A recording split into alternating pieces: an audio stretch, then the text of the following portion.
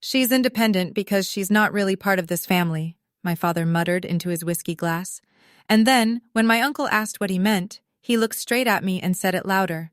I'm done pretending. She's not my daughter. 31 guests. Thanksgiving dinner. My grandmother's house. That was last November. My stepmother was already holding a tissue before he even opened his mouth. I didn't notice that detail until later. What I noticed was the silence. And then the chaos. A fork dropping. My 7-year-old cousin asking, "Why is Uncle Richard yelling?" 2 aunts standing up to clear plates because they didn't know what else to do. But what none of them knew, what my stepmother had spent 2 years making sure no one would ever find, was sitting inside a dusty shoebox in the hallway closet, 10 feet from where I sat. My grandmother had put it there before she died. She told me once, "Don't go looking for trouble. But if trouble comes to you, that's where your answer is." Before I go on, please take a moment to like and subscribe, but only if you genuinely connect with this story. Drop your location and local time in the comments. I'd love to know where you're listening from. Now let me take you back 19 years, to the week my mother was buried, and the first time everything started to change. I was 13 when we buried my mother. Ovarian cancer. 8 months from diagnosis to funeral. I remember standing at the edge of the casket in a black dress my mother had picked out for my 8th grade dance because nobody thought to buy me something for a funeral. My father stood 3 feet to my left. He didn't reach for my hand. He didn't look at me. He stared at the coffin like it owed him something. My grandmother Eleanor was the one who held me. She pressed my head into her wool coat and whispered, "Breathe, sweetheart. Just breathe." Her hands smelled like lavender and cold cream. I held on to her until the cemetery workers told us it was time to leave. 4 months later, my father brought a woman home. "This is Diane he said, "a friend from work." Diane had a daughter, Lauren, 9 years old, blonde curls, front teeth still coming in. She smiled at me like we were going to be best friends. My father picked Lauren up and carried her to the car. He hadn't carried me since I was 8. Within 6 weeks, Diane moved in. Within 8, my bedroom on the 2nd floor, the one with the window that looked out over the maple tree my mother planted, became Lauren's. "She's younger," Diane explained, folding Lauren's pink comforter onto my old bed. "She needs the sunlight." I moved to the basement, concrete walls, one window at ceiling height. I taped my honor roll certificate next to the light switch because there was nowhere else to put it. My grandmother came to visit that October. She walked through the house slowly, looking at everything. When she saw the basement, she stood in the doorway for a long time. Then she looked at me and said, very quietly, "Remember, this is my house. Nobody's pushing you out of it." I didn't understand what she meant. Not then. I was 15 the first time I heard it. Late on a Tuesday, school project kept me up past 11. I padded upstairs for water and stopped at the kitchen doorway because the light was on, and Diane's voice was low, careful, the voice she used when she wanted something. "Have you ever really looked at her, Richard?" My father was sitting at the table, beer in front of him, tie still on. "She doesn't have your jaw. She doesn't have your eyes." Silence. Just the refrigerator humming. "Margaret was lonely those years you traveled for work. You were gone 3-4 weeks at a time. A woman gets lonely, Richard." My mother's name in Diane's mouth sounded wrong, like a stranger wearing her clothes. My father said nothing. He didn't defend my mother. He didn't defend me. He just sat there, peeling the label off his beer, and let the words settle into him like rain into dry soil. From that night on, he stopped looking me in the eyes. I didn't know why. I thought I'd done something. I thought maybe I reminded him too much of Mom, that seeing my face hurt him. So I tried harder, cooked dinner 3 nights a week, kept my grades perfect, cleaned the kitchen without being asked, volunteered for every errand nobody wanted. None of it worked. And Diane kept planting, not to me, never to my face. She whispered to aunts at cookouts, dropped hints at Christmas, always indirect, always deniable. "Richard's been having such a hard time. He looks at Stella and just shuts down." I try to help, but it's not my place. She never said the words out loud. She didn't have to. She built the story like weather. Slow, steady, impossible to point at, but impossible to ignore. That Christmas, Lauren had 12 gifts under the tree. I had one, a scarf. The tag said from Dad, but the handwriting was Diane's. When I was 18, I asked my father for help with college. We were on the porch, a Sunday. He was reading the paper. I'd rehearsed the conversation 6 times in the basement mirror. Dad, I got into the nursing program at UConn. I was wondering if— I'll think about it, he said. Didn't look up. 1 week later, Diane announced at dinner that Lauren would be attending Whitfield Academy, a private prep school 40 minutes north. Full tuition, uniforms, a new laptop for orientation. My father smiled at Lauren across the table. You're going to do great, kiddo. I never got an answer about UConn. The silence was the answer. I took out federal loans, worked the cafeteria morning shift and the library closing shift, studied in between. 4 years of nursing school, and my father called me 3 times. Each call was the same question. When are you graduating? Not because he wanted to attend, because Diane wanted to know when I'd be fully out of the house. Graduation day, May 2015. I walked across the stage in a white coat. My father wasn't there. He and Diane had flown to Florida for Lauren's high school graduation the same week. They chose hers. But in the 3rd row, dead center, clapping louder than anyone in the auditorium, my grandmother. Afterward, she took me to lunch. Grilled cheese and tomato soup at the diner she'd been going to for 40 years. She slid a small box across the table. Inside was a gold pendant necklace. Simple, delicate, warm from her pocket. This was your mother's, she said. Wear it close. I've worn it every day since. I didn't know then that there was a tiny folded note hidden inside the pendant's locket clasp. I wouldn't learn about that for another 4 years, when my grandmother sat me down and told me the truth about everything. My grandmother died on a Thursday in March, 2 years before the Thanksgiving that changed everything. I found out 2 days late. My phone rang Saturday morning, Aunt Ruth, voice shaking. Honey, Eleanor passed Thursday night, peacefully, in her sleep. When's the funeral?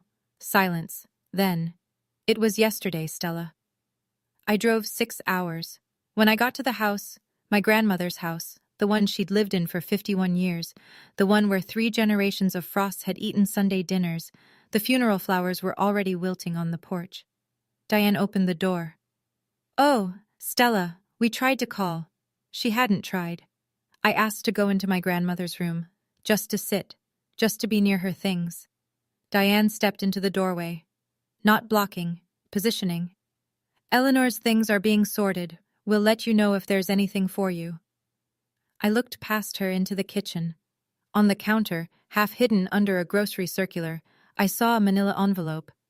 The return address read, Alderman and Associates, in dark blue type, a law office. Diane followed my gaze. Her hand moved, casual, practiced, and slid the envelope under a stack of mail, like tidying up, like nothing. When's the will being read? I asked. There's no formal reading, Diane said. Richard spoke with the lawyer. Eleanor left the house to him, that's all. Relatives filtered through that week. Nobody questioned it. Richard was the only son. It made sense. But driving home, I kept hearing my grandmother's voice from years ago, standing in that basement doorway. This is my house. I passed the hallway closet on my way out. My hand touched the doorknob, held it for a second. Then I let go. I thought my grandmother was gone. I thought whatever she'd been keeping didn't matter anymore. I was wrong about that too. I need to go back 3 years before my grandmother died, to 2019, to the day she told me the truth. My grandmother was 77 that year and sharp as a blade. She organized a family health screening. Heart disease ran deep in the Frost line. Her husband, my grandfather, had died of a massive coronary at 61. She wanted everyone tested. She booked a Saturday at Dr. Perkins' family practice. Richard came. I came. Aunt Ruth drove up from Hartford. A few cousins. We all gave blood and saliva samples for a cardiac risk panel. Richard signed his consent form between bites of a donut from the waiting room. Routine. Uneventful. 2 weeks later, my grandmother asked me to come to her house. Alone. She was sitting at her kitchen table with 2 cups of tea already poured. She looked at me the way she always did. Like she could see every version of me, 13 and 27 and 40, all at once. "I've heard what Diane's been telling your father," she said. "About your mother. About you." My stomach dropped. "It's not true, Stella. None of it. Your mother was faithful. She was good. And I have proof." She told me she'd asked Hartford Genomics to run a paternity test from the health screening samples, mine and Richard's. I had given my sample willingly, and she'd requested the additional test with my knowledge now, sitting right here, asking for my consent. "Do it," I said. I didn't hesitate. 3 weeks later, the result came back. Probability of paternity, 99.998%. My grandmother sealed the result in an envelope with a letter she'd already written. She put both inside a blue shoebox, along with a photocopy of a document I didn't fully understand yet. She told me where she was hiding it, behind her old shoes in the hallway closet. "Don't go looking for trouble," she said, "but if trouble comes to you, that's where your answer is." She wanted to confront Diane herself. She had a plan, but she wanted to wait for the right time. "If we go to them now, Diane will spin it. She'll make your father choose, and right now, he'll choose her." My grandmother died before the right time came, and I kept my promise. I didn't open the box. I prayed I'd never have to. 3 weeks before last Thanksgiving, my phone buzzed with a text from Lauren. That alone was strange. Lauren and I weren't close. We weren't enemies either, just two people who'd lived parallel lives in the same house without ever really knowing each other. She texted me maybe twice a year. Birthday, Christmas. That was it. "Dad wants everyone there this year. Big dinner. He said to make sure you come." I read it 3 times. Something about the phrasing, "make sure you come," sat wrong. It sounded less like an invitation and more like a summons. I called Aunt Ruth that evening. "I got a strange text from Lauren," I said, "about Thanksgiving."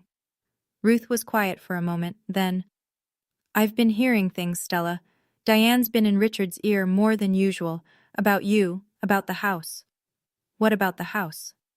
"A friend of mine, Gail, the realtor over on Birch Street, told me Diane called her last week, asked her to come do a walkthrough, evaluation." My stomach went cold. "She's trying to sell it." "She's trying something," Ruth said. I sat on my apartment floor and stared at the wall. The pieces started clicking together. Diane wanted the house sold. But if my grandmother's codicil mentioned me, and I was starting to believe it did, then Diane needed me out of the picture first. Not legally, emotionally. She needed me so humiliated, so broken, that I'd never come back to claim anything. "Eleanor told me about that box too," Ruth said quietly.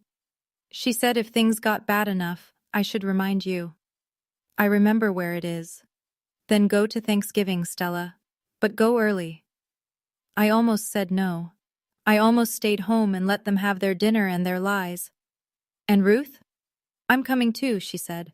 "I wasn't invited, but I'm coming, because I promised your grandmother." Thanksgiving Day. I pulled into the driveway at 2:30, a full half hour before guests were expected. The November air was sharp, and the house looked like a magazine cover. Diane had hired someone to hang garlands across the porch railing. White lights threaded through the boxwoods, a wreath on every window. It looked beautiful. It looked like a stage. I walked up the porch steps carrying a bottle of wine, like every year. Simple burgundy knit dress, my grandmother's pendant against my collarbone, hair down, no armor except the truth I was praying I wouldn't need. Diane opened the door before I knocked. "Stella, so glad you could make it, sweetie." She pulled me into a hug, held my shoulders a beat too long. Her smile was wide, but her eyes were scanning, checking me, reading me, the way she always did. Then she steered me left toward the kitchen. "Come help me with the cranberry sauce." I looked right as we passed the hallway. The closet door, plain white, brass knob, was 8 steps away. I could see the edge of the shoe rack through the gap under the door. 8 steps. But Diane's hand was on my back, guiding me in the other direction. In the kitchen, caterers were plating appetizers. Diane had gone all out, chafing dishes, cloth napkins, real silver. This wasn't a family Thanksgiving. This was a production. I glanced through the kitchen doorway into the living room. Richard sat in the recliner by the window, staring at nothing. A glass of Maker's Mark in his hand, at 3 in the afternoon. "Hi, Dad." He turned his head, looked at me, something flickered, and then went out. "You came," he said. "Not, I'm glad. Not, you look nice. Just confirmation. Like checking a name off a list." Cars were pulling into the driveway, doors closing, voices on the porch. I hadn't reached the closet yet. By 3:15, the house was filling up. Cousins I hadn't seen in a year. Richard's golf buddies, Diane's friends from her book club. 2 women I'd never met, both overdressed, both laughing too loud at everything Diane said. I waited. At 3:20, Diane was deep in conversation with the caterer about the gravy boat. Lauren was in the dining room adjusting place cards. Richard hadn't moved from his chair. I wiped my hands on a dish towel. "Bathroom," I said to no one in particular. The hallway was empty. Just coats on hooks, the umbrella stand, and the closet at the far end. I walked normally, didn't rush. My pulse was in my throat. I opened the closet door. Winter coats, scarves on the top shelf, and on the floor, my grandmother's shoes, orthopedic flats in beige and navy, lined up neatly, untouched since she died. No one had cared enough to move them. I knelt and reached behind the back row. My fingers touched cardboard. Dusty, cool. The corner of a box. I pulled it out. Faded blue. A Nike logo half worn off the lid. It looked like nothing. An old shoebox that belonged in a donation pile. That was the point. My grandmother had hidden the most important thing in the most ordinary place. Something inside shifted when I tilted it. Light, paper, footsteps. Lauren appeared at the end of the hall. "Oh, hey Stella, you okay?" I slid the box back. "Yeah, just looking for a hanger for my coat." She nodded and moved on. I counted to 10, pulled the box out again. This time, I didn't put it back. I tucked it behind my grandmother's old winter coat, the long wool one that still hung on the far hook, still carrying a ghost of her lavender perfume. I closed the closet door and walked back to the kitchen. Diane looked up from the stove. "You were gone a while." "Line for the bathroom." She studied me for 1 second, then turned back to the turkey. My heart was hammering, but the box was safe. And I was praying, hard, that I'd never have to open it. At 4 o'clock, Diane called everyone to the table, and I saw what she'd done. Place cards, calligraphed, cream cardstock with little gold leaves pressed into the corners. She must have spent hours on them, or paid someone to. Richard was at the head, Diane on his right, Lauren on his left, in the seat that, in my grandmother's time, had always belonged to the eldest child. I found my name at the far end, wedged between 7-year-old cousin Oliver and a woman named Brenda, who turned out to be Diane's Pilates instructor. 32 place settings. This wasn't a family dinner. This was a courtroom, and the jury was already seated. Aunt Ruth arrived at 4:05. I heard the front door open and Diane's voice go sharp for exactly 1 second before resetting to hostess mode. "Ruth, what a surprise!" "I'm sure it is," Ruth said. She was already pulling a chair from the hall closet area and wedging it between 2 cousins near the middle of the table. Nobody argued. You didn't argue with Ruth Calloway. She was 78, 5'2", and had a gaze that could stop traffic. Richard stood to say grace. He cleared his throat and gripped the back of his chair. "This house has been in our family for 3 generations. Mom would have wanted us all here." He paused. His eyes moved down the table, passed over me, and kept going. "Everyone who belongs here." I felt Ruth's eyes on me from 6 chairs away. Under the table, Diane's hand moved to Richard's forearm. A small squeeze.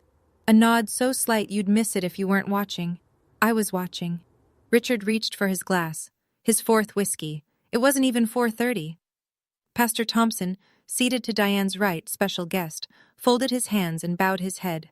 Everyone bowed theirs. I didn't. I was looking at the hallway closet door. The turkey was carved. Plates were full. The noise of 32 people eating and talking settled over the table like a warm fog. For 45 minutes, nothing happened. Diane told a long story about Lauren's promotion. Regional manager at 23, the youngest in her company's history. Everyone clapped. Richard beamed. Then someone's wife, Carol, I think, married to Cousin Dennis, turned to me from across the table. "What about you, Stella? How's the hospital?" Before I could answer, Diane leaned in, sweet, helpful. "Oh, Stella keeps to herself. She's always been independent." She said the word like it meant something else.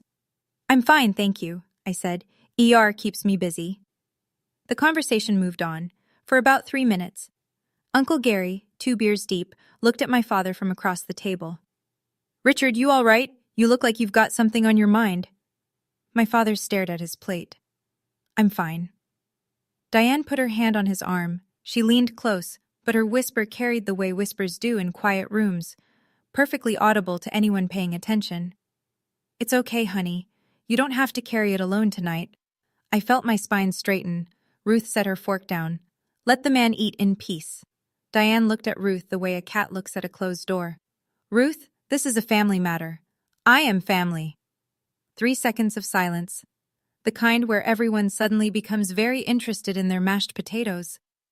Then Richard picked up his whiskey glass and drained it. He set it down hard. The sound cut through the table noise like a gunshot. Every head turned. He pushed his chair back, and he stood up. My father stood at the head of the table with both hands flat on the wood, the way a man stands when he's trying to keep himself upright. Someone's wife said, "Richard, sit down. Have some pie." He didn't sit. "I've been carrying something a long time," he said.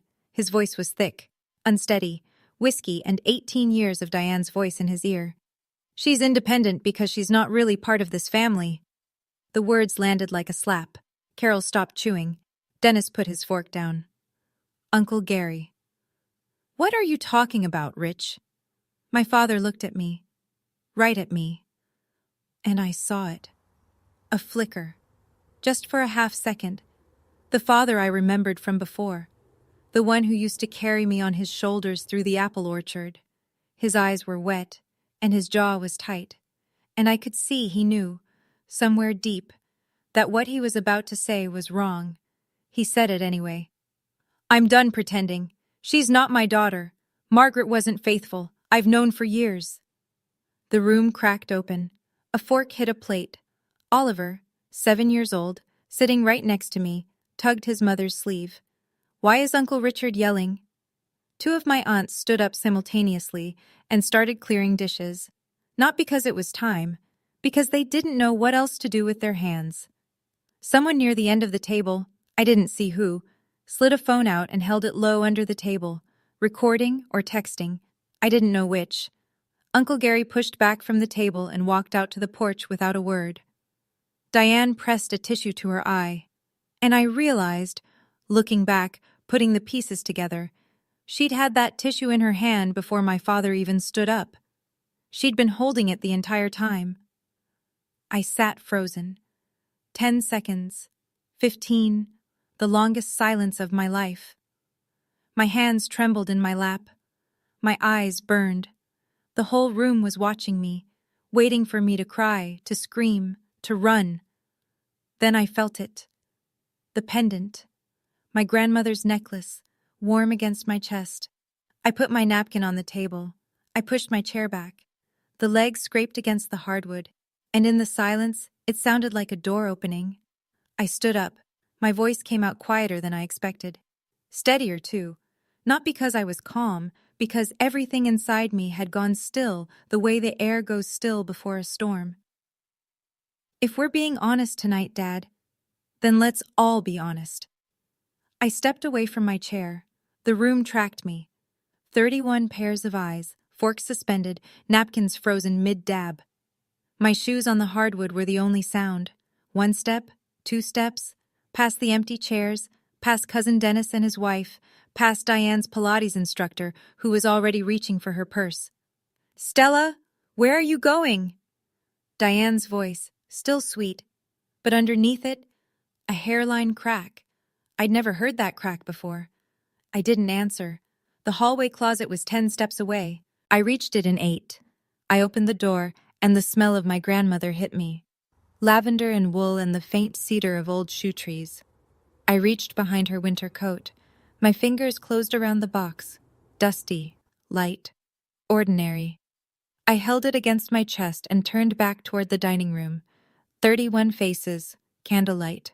The turkey half carved in the center of the table like some absurd centerpiece for the worst night of my life. Diane was standing now. What is that? No sweetness left. Her voice had gone flat, hard, and her eyes, fixed on the blue shoebox, went wide.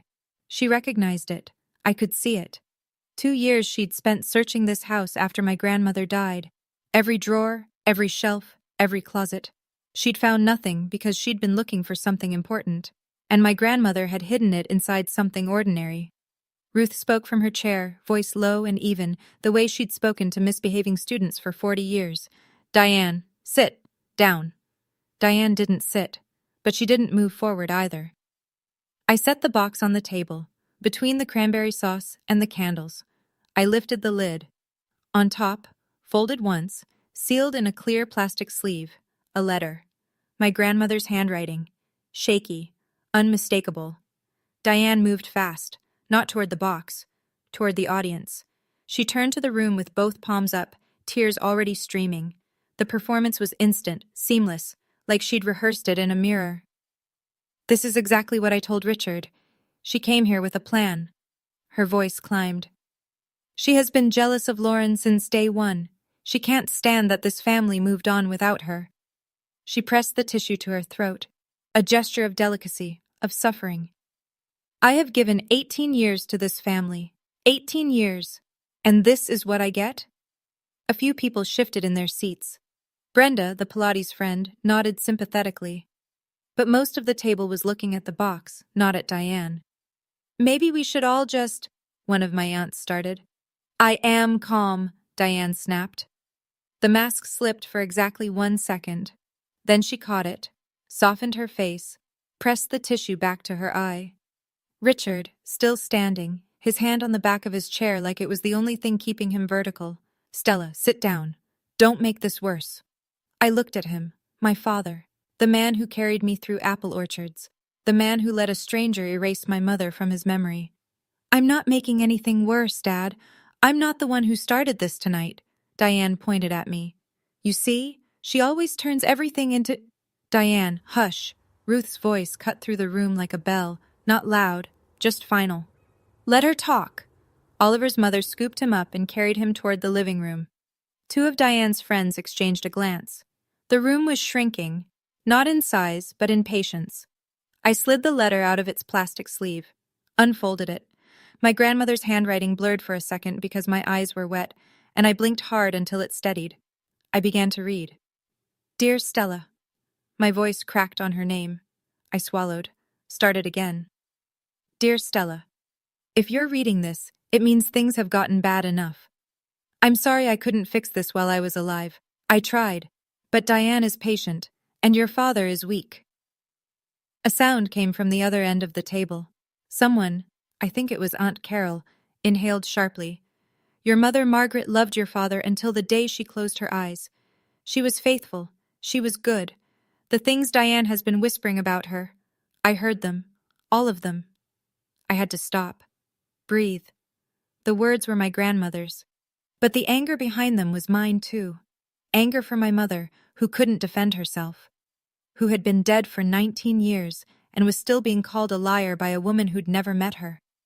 And I will not let a dead woman be slandered in her own home. Marcus, my cousin, leaned back in his chair and covered his mouth with his hand. In this box, I left what I could gather. Not for revenge, Stella. For the truth. Because the truth is the only thing that can't be taken from you. I set the letter down. My hands were trembling. The room was so quiet I could hear the candles flicker. Richard's voice, thin.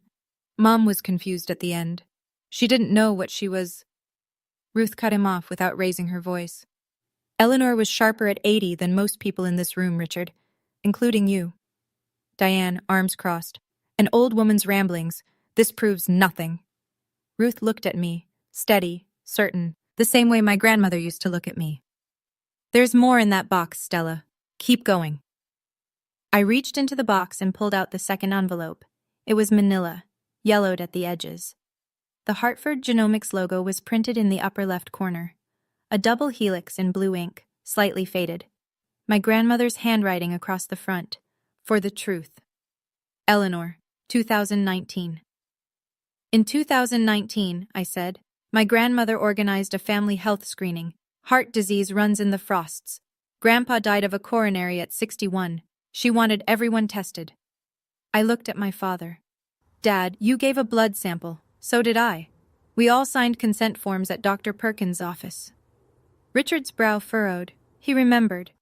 Grandma asked the lab to run a paternity test from those same samples. She told me. I agreed. I opened the envelope, pulled out a single sheet, held it where the candlelight could catch it. Probability of paternity, I read. 99.998%. The room didn't gasp. That's a movie thing. What actually happened was worse. A slow, rolling silence, like the air being let out of something. Dennis leaned forward to see the paper. Carol's hand went to her chest. Marcus stood up from his chair, took 3 steps toward the window, and stopped, staring at nothing. I am your daughter, Dad. My voice didn't break this time. It was low and even and sadder than I wanted it to be. I have always been your daughter, Diane.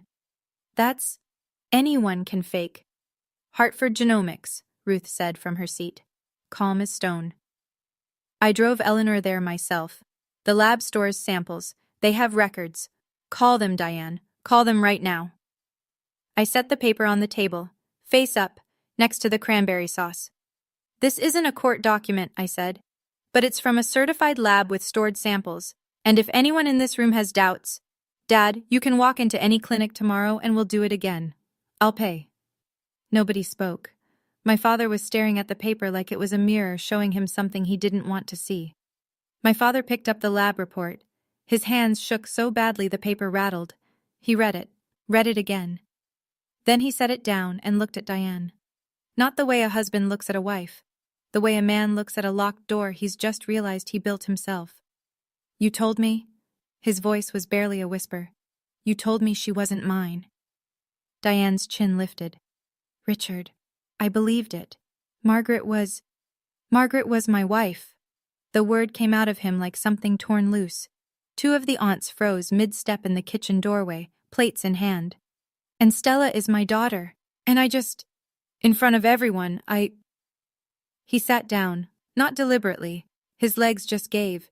He put his head in his hands. His shoulders shook. I stood 6 feet away, close enough to touch him. Every instinct I'd built over 18 years, be good, be patient, go to him, make it easier, pulled at me like a current. My feet wanted to move. My arms wanted to reach out. I didn't move. For the first time in my life, I chose myself first. Lauren's chair scraped back. She stood without looking at anyone, walked to the front door, and disappeared onto the porch. The door clicked shut behind her. Diane was still standing, still performing. But the audience had turned. Richard, she's manipulating. Stop. One word. My father said it without lifting his head from his hands. One word aimed at the woman he'd chosen over me for 18 years. But sitting in that dining room, watching him crumble, I didn't feel victory. I felt the weight of all the years that word came too late. 18 years too late for one syllable. The candles flickered, the turkey sat untouched, and I still had one more thing in the box. I reached into the box one final time. The last item was a photocopied document, 4 pages, stapled at the corner, with my grandmother's handwriting in the margin. Original, at Alderman and Associates. This is a copy, I said. The original is with my grandmother's lawyer, but this is what she wanted everyone to know. I read the relevant section aloud. My voice was steady now, not because I wasn't shaking inside, because my grandmother's words deserved to be heard clearly. I, Eleanor Marie Frost, being of sound mind, hereby amend my last will and testament with the following codicil. I leave the family residence at 14 Maple Hill Road to my granddaughter, Stella Margaret Frost, in full and unconditional ownership. Someone whispered, "Oh my God." I didn't see who. The codicil states the reason, I continued. My son Richard has been unduly influenced in his decisions regarding his firstborn. I leave the family home to Stella to ensure she always has a place. Diane went white. Not red. White. The color left her face like water draining from a sink. That's not valid, she said. Richard told me Eleanor left everything to him. Ruth spoke, still seated, still calm. Because you hid the letters from the law office, Diane. Mr. Alderman sent 2 notification letters to this house. Neither one was answered. She paused. He told me himself. The room turned to Diane the way a weather vane turns in a shifting wind, not all at once but inevitably. Richard raised his head. His eyes were swollen. His voice was raw. You hid my mother's will? Diane grabbed her purse from the back of her chair. Her mouth opened, then closed. For the first time in 18 years, Diane Frost had nothing to say. Ruth's voice followed her to the door. You can leave, Diane, but the truth stays. Diane stopped in the doorway, purse clutched to her chest like a shield. She turned around one last time. I expected venom. What I got was something almost worse, a plea dressed up as indignation. You're all making a mistake. I gave the best years of my life to this family. Marcus, who had been standing by the window with his arms crossed since the DNA result, shook his head slowly. Diane, come on. 3 words, but the tiredness in his voice, the disappointment, carried more weight than any speech. One of my aunts picked up a serving dish and walked into the kitchen without looking at Diane. Another followed. Not dramatic, not confrontational, just done. The way Midwestern women end things, by quietly refusing to be in the same room. Diane looked at Richard. Are you coming? He was still in his chair, still holding the lab report. He didn't look up. I need a minute.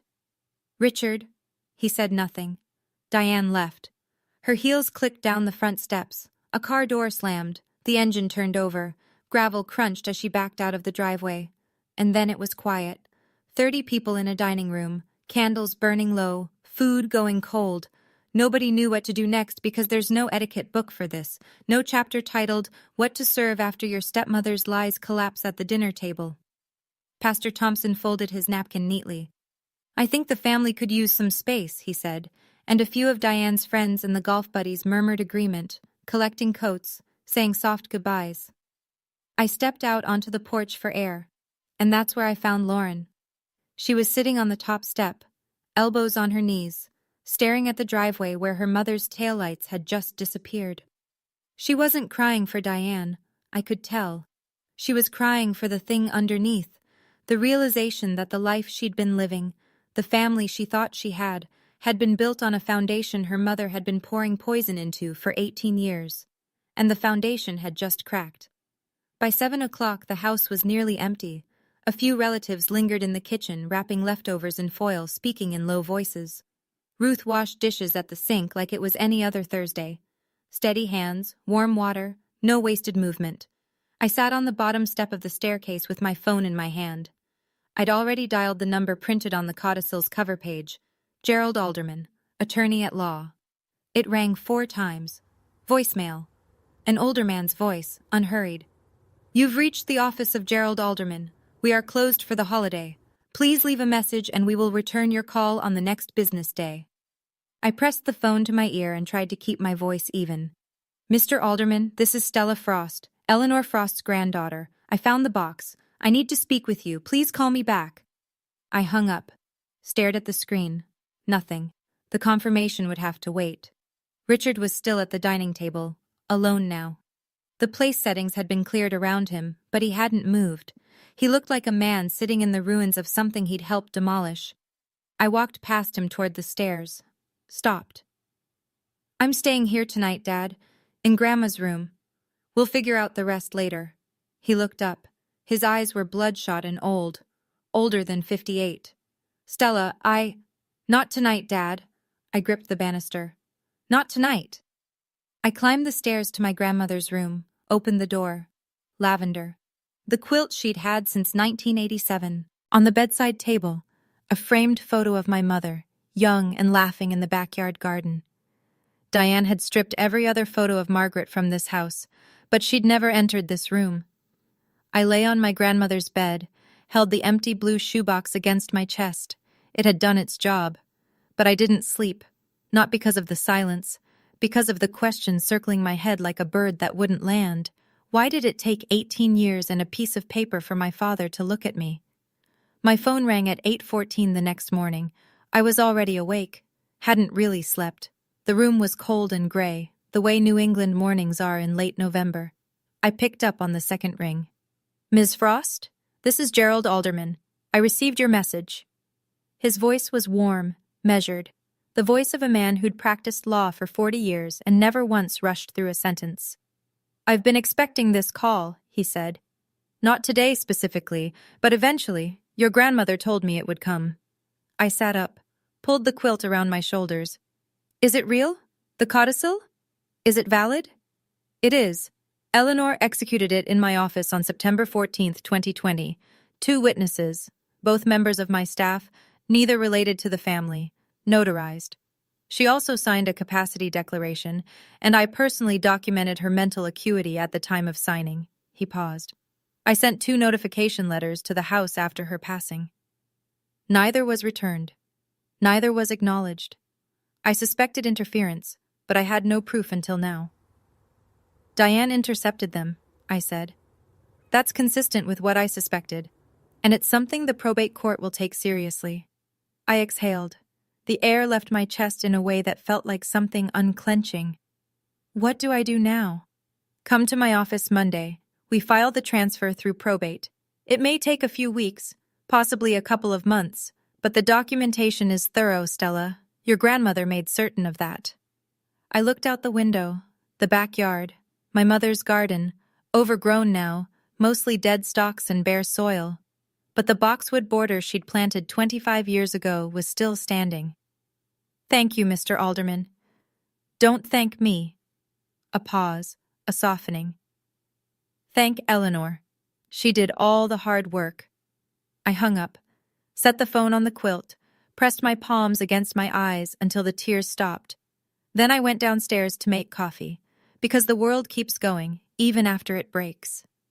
2 weeks later, this is what the wreckage looked like. Diane hired a lawyer. The lawyer reviewed the codicil, 2 independent witnesses, notarization, capacity declaration, county filing, and declined to take the case. There was nothing to contest. My grandmother had built her paperwork like a fortress. Diane called Pastor Thompson next, asked him to sit down with me and talk about forgiveness and family unity. Pastor Thompson told her, politely but clearly, "I was there, Diane. I think the person who needs guidance right now isn't Stella." In the church, the Whisper Network reversed direction. For 18 years, Diane had been the devoted second wife, the woman who saved Richard from his grief. Suddenly, people were remembering things, small moments, offhand comments, that looked different in the new light. She always did talk over Stella at potlucks. Remember when she forgot to invite Stella to the Christmas pageant? The same community that had nodded along to Diane's version for nearly 2 decades was now quietly, uncomfortably rewriting the story. My phone filled with messages. "Marcus, your grandma would be so proud." "Aunt Carol, I'm sorry I didn't see it sooner." A few people stayed silent. I didn't blame them. It takes time to admit you were fooled. Alderman called with one more piece of information. The intercepted notification letters. Diane's refusal to respond to legal correspondence regarding the estate could be reported to the probate court. The court could sanction her, potentially bar her from any involvement in future estate proceedings. I chose not to pursue it. I wanted the house and the truth. That was enough. Then the pastor called me, privately, and he told me something I never expected to hear. 3 years ago, he said, your grandmother came to see me. She asked my opinion on writing a codicil, whether it was the right thing to do. What did you tell her? I told her to follow her conscience. And she sat in the chair you're probably sitting in right now and said, my granddaughter will need armor one day. This is the best I can forge. I pressed the phone against my forehead and cried for the first time since Thanksgiving. Lauren called on a Sunday, 3 weeks after Thanksgiving. I was at the kitchen table in my apartment, grading whether I could afford to take unpaid time off for the probate process, when her name appeared on my phone. I almost let it go to voicemail. Then I picked up. Hey, Lauren. Hey. Her voice was small, younger than 23. Do you have a minute? I do. 4 seconds of silence. I let them pass. I think I knew something was wrong. She said it slowly, like she was laying each word down on a surface and checking whether it would hold her weight. I just didn't want to look at it. I closed my laptop, gave her the silence she needed. I saw how Mom treated you. I saw Dad stop looking at you. And I just kept taking the good parts for myself, the room, the tuition, the seat at the table. Her breath hitched. I told myself it wasn't my problem, that it was between you and Dad. But that's not true, is it? No, I said. It's not. More silence. A sniffle. Mom keeps calling me. She says you stole the house, that Grandma Eleanor was senile, that you manipulated everyone. What do you think? The longest pause of the call. Then, very quietly, I think Grandma Eleanor was the only honest person in that house. I didn't rush to comfort her. I didn't pile on either. She was 23, and the story she'd lived inside, the one where her mother was the hero and I was the difficult outsider, had collapsed. That kind of reckoning doesn't need advice. It needs space. I appreciate you saying that, Lauren.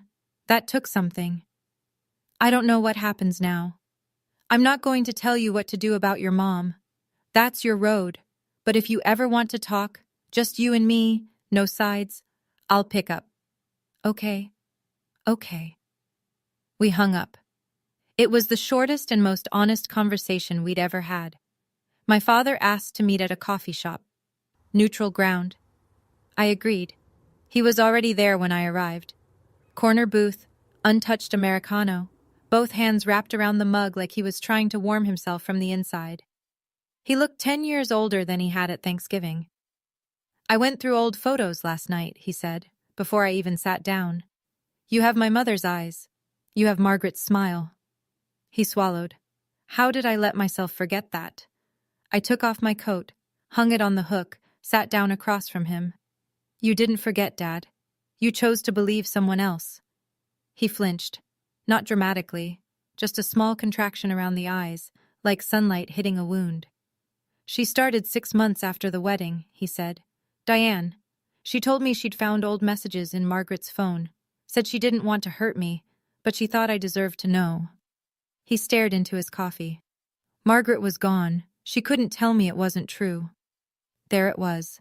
The cruelest part of Diane's entire strategy. She'd attacked someone who couldn't fight back.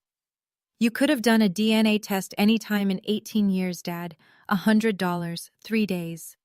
I was afraid. You weren't afraid the answer would prove her right. I kept my voice level. I owed him that. You were afraid it would prove her wrong, because then you'd have to face what you did to me. The coffee shop hummed around us.